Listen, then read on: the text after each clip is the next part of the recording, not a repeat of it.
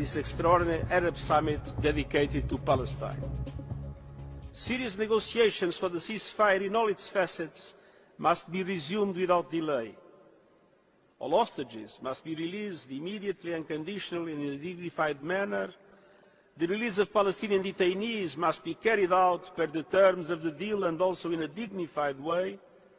The parties must ensure humane treatment for all those held under their power, and all obstacles to the effective delivery of life-saving aid must be removed. I welcome and strongly endorse the Arab-led initiative to mobilize support for Gaza's reconstruction clearly expressed in this summit, and the UN stands ready to fully cooperate in this endeavour.